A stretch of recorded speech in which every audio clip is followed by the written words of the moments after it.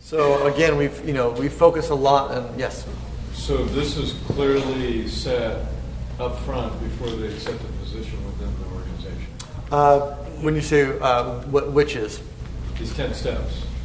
These are expectations, right? Yeah, our On expectations. How you're going to, this is part of the culture and the chemistry of the environment. Yeah, So we don't like whip out this triangle in a ever. Actually, you guys get to see this. Our employees don't. We don't. Our designer saw this, but no, we don't have to talk about it. This is baked into the environment, right? Yeah. So there's a lot that we do to demonstrate who we are as an organization and what our mission is. We definitely are talking about that all the time. If you go to our career site, you might see some interesting things. It's entrepreneurcareers.com. And we'll talk about that more in the presentation. Talk about that more at the end, about exactly how we set the stage from before they even walk through the door, so they know what they're kind of buying into. Yeah, the expectations. All right. Expectations are really set in the job descriptions, right? And anyway, we'll get to that in a second. That's more about operations. We'll get there in just a minute.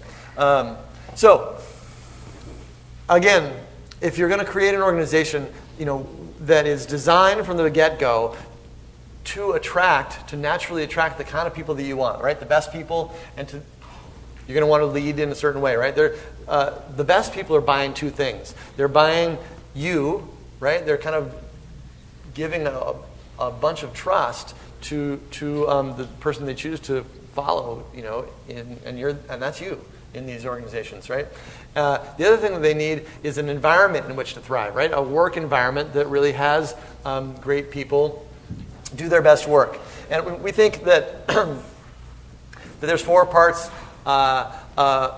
there's four things that people need in order to, that the top people need in order to do their best, in order to really thrive. And the first thing is they need to be using their talents, right? So people thrive. I mean, this is kind of obvious, right? She was talking about this with the disc. You want to have people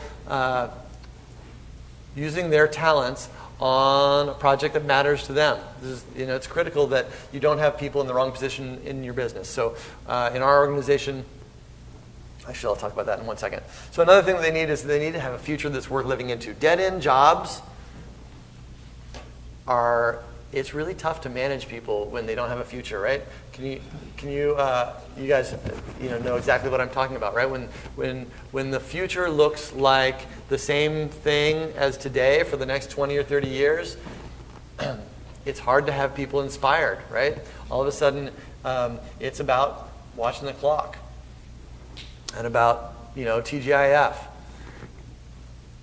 So the best people need to have a future that's exciting, that's worth working for. And it's your job as leaders to create that. They also need to feel appreciated. This is easy, right? People need to feel appreciated for the hard work that they're doing. There's a lot that we do in our organization, I'll talk about that in a second, to just appreciate our people and make sure that they know that we are noticing that they're amazing and doing great work. And then last, we have that they have some autonomy. So this is a big deal. And we're going to talk about autonomy in just a minute. So how do we create this environment? This is the last slide I'm going to talk about, then you can get to hear from Lena about how we create this. But so how do we create futures worth living into? Well, in our organization, we have created it so that there's a career path for every single person that comes into our organization. Nobody is going to stay in their position forever. And that sounds crazy. And when I first heard it from this one, when she came into the organization 4 years ago, I was like, how's that? Like, it doesn't seem physically possible. Like, there's only so many roles, and we're going to run out of space. And it just didn't seem like it mathematically made sense that we could always have a future for everybody. And unfortunately, we don't have time to get into the whole thing today, but we've done that now. And part of it is about making sure that your business is growing, right? And Lena's going to talk about how we have created an environment that naturally just has the business growing. The next thing is that we have a mission. So people are using their talents on a project that matters. So you need to focus on the mission, right? This isn't about just getting another plumbing gig or another HVAC gig or whatever it is. It's about reaching the mission. It's about causing change in the world, causing positive change in the world, having a mission that matters. So you want to talk about that and refocus people on that's what you're up to. We talk about it all the time and reinforce it in all kinds of different ways in our business. In terms of appreciation, we do a lot of different things. One of the things that we do is we have people talk about their achievements out loud and acknowledge them in every single meeting. We have team meetings with each one of our teams. We got like 400 of them a week. No, six of them a week. 8.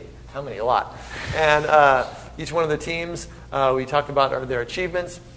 We read our customer testimonials aloud in our whole team meeting every week, which it takes some time sometimes. And sometimes it seems like, oh my gosh, we're really going to spend another 10 minutes reading testimonials, but it makes a difference because people, the testimonials, they call out our employees' names, and there's nothing better for an employee to for an employee to hear than have their name called out by one of our customers in front of the whole company. It's awesome, right? We also do team testimonials where team members give testimonials to each other for helping out. Hey, I just want to give a shout out to so-and-so for helping me out last week. I really needed that, and blah, blah, blah. And we actually have a reward system around that, around team testimonials. And we do a bunch of stuff. We have awards. We have all kinds of things we do around appreciating people. I just want to point out where we appreciate people, we're not really spending money. I mean, we have some kind of cool prizes that we do. We actually do a raffle. We give people raffle tickets for every testimonial, and then they, every week we pull a name out of the raffle, and we have a wheel of fun, and it's spin it to win it, and you get dinner out, at a cool restaurant, or you get, a $50 gas card. We're not giving people large salaries, and actually our compensation, because we're a growing company, we probably underpay people, and our employees get job offers all the time for twice as much as what they're making, and they don't leave because they feel appreciated. Yeah, because we've created an environment that is where they get that they're cared about and where they have a future and where they're on a mission. And they know they're not going to get that anywhere else. It really is, it is the secret. So last is about autonomy. And I'm going to let Lena talk about autonomy. And really, autonomy it's hard to create an environment where it's possible for, everyone in your organization to have autonomy. So, and Lena's been a genius at causing that in our organization. So I'm going to let her talk about how she's done that. So if leadership is about getting the right people, doing their best work, operations is really about getting the work done right, and getting the work done right the first time around. So we kind of made a list of what good operations is and what bad operations is. And it's really the opposite of what good operations is. So good operations is getting projects or jobs done well and on time, and right the first time around. Knowing what's going on in your organization all the time. So we saw Sarah, the last speaker, she said she can just pull up this Google spreadsheet and see where they are in the recruiting process at any time. So just at a glance, without having to ask anybody, hey, so-and-so, where do we stand on that project, or where do we stand on that job, or where, what's our billing looking like? You can just look at it and see any time, any day or night, 24 hours a day, you know what's going on in your organization and what every single person is working on.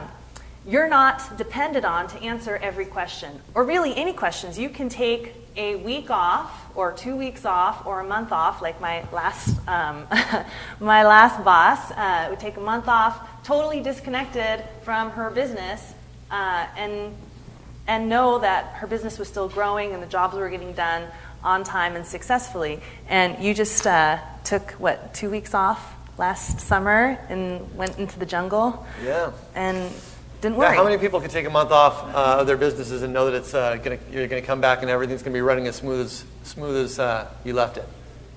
1, 2. Good. That's 3 sounds like. That's great. That's great. Yeah. So you guys know, just those 3 people that have done that. You guys know the amount of work that went into causing that, right? That didn't just happen automatically. He's laughing. Yeah. Yeah. So, but that's possible. It's possible for everyone. And then basically you have an unlimited capacity to take on new projects, new jobs, new work, new people. So the question about recruiting and always actively recruiting, and like, what if you don't have another position available for that person, currently in your company? Well, that problem gets eliminated entirely because, you basically have an unlimited capacity for jobs. So you can take on all the jobs, all the plumbing jobs in your area, and it's just a matter of, I just need staff to complete those plumbing jobs. Does that make sense? So you have an unlimited capacity for work. And your bus count is greater than 1. Does everyone know what a bus count is? Nobody here knows what okay, a a bus count is basically if someone... This is from software. You guys don't know. In the technology industry, we talk about bus count. So if one of your employees gets hit by a bus, how long would it take? How much money would you lose? So just to be super clear, bus count is the number of people that could get hit by a bus, and the number of people it would take getting hit by a bus to put you out of business. Right? So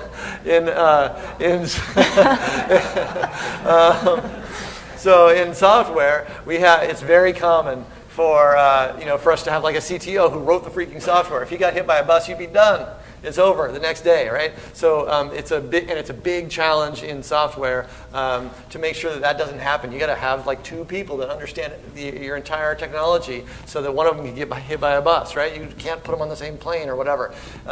So we think about that, not necessarily about people actually getting hit by buses, but it is true that when you get in a situation where somebody isn't performing the way that you need them to be performing, can you really let them go? How dependent are you on individual people in your business? If you are too dependent on one person in one part of your business, you've got an operations problem.